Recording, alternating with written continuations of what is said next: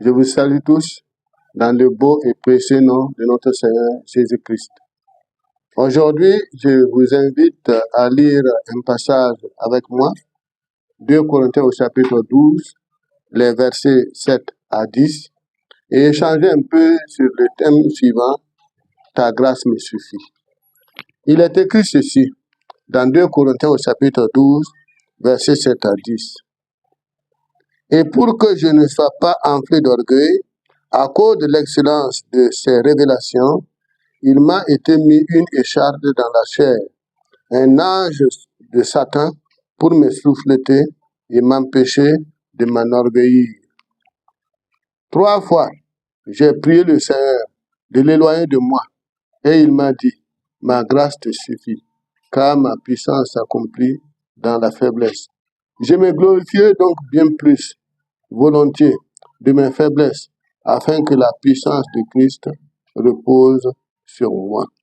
Je me plais dans les faiblesses, dans les outrages, dans les calamités, dans les persécutions, dans les détresses pour Christ, car quand je suis faible, c'est alors que je suis fort. Frères et sœurs, nous cherchons souvent à être forts. Et si nous n'arrivons pas à être personnellement forts, nous cherchons à compter sur des gens qui sont forts, sur une force humaine ou sur une force matérielle pour être sûr que nous pouvons réussir. Mais Dieu, lui, il agit souvent à travers nos faiblesses. Nos forces sont limitées. Mais voyez-vous, le passage que nous venons de lire, qu'est-ce qui est dit dedans?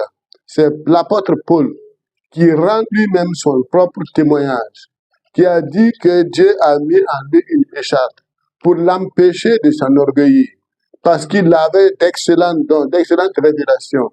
Et puisque cela pouvait l'amener à se dire, à se rendre orgueilleux, à se dire, je suis le plus grand, non, Dieu a laissé cette écharpe dans sa vie, comme pour l'attirer de temps en temps, pour lui dire, attention, il y a ceci, il y a cela.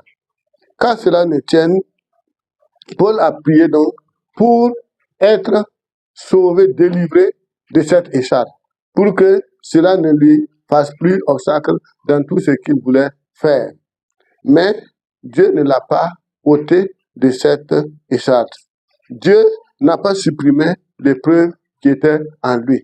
Ce qui était là, comme un ange de Satan, Dieu ne l'a pas éloigné de lui.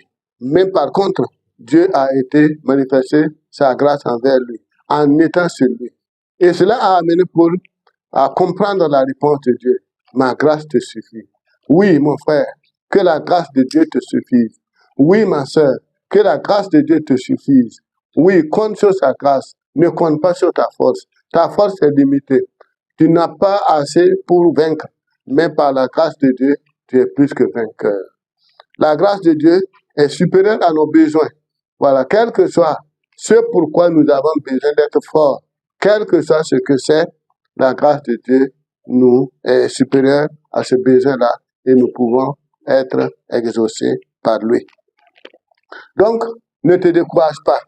Non, ne te décourage pas devant les limites. Compte sur la grâce de Dieu. Compte sur la grâce de l'Éternel. Garde la foi en lui. Garde le regard toujours fixé sur lui. Et il agira pour la gloire de son nom. Il a dit à Paul, ma grâce te suffit. Et cela a amené Paul à se dire, eh bien, je me réjouirai donc dans mes faiblesses, afin que la grâce de Dieu soit sur moi. Et effectivement, Dieu ne l'a pas abandonné. Ce n'est pas parce qu'il avait une écharpe qu'il a raté une mission quelconque. Non, bien au contraire, il est allé de progrès en progrès jusqu'à la fin de ses jours sur terre, où il a pu déclarer que j'ai combattu de bons combats. J'ai achevé la course.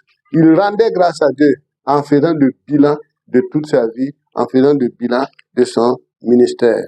Alors là où nos forces s'arrêtent, la grâce de Dieu commence. C'est là qu'il faut retenir.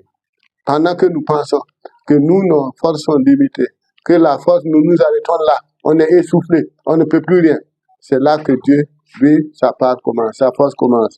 Il nous accompagnera. Sa grâce va nous diriger, va nous conduire jusqu'à la victoire finale, tout pour la gloire de son nom. Que la grâce de Dieu te suffise Au nom de Jésus-Christ, notre Sauveur. Amen.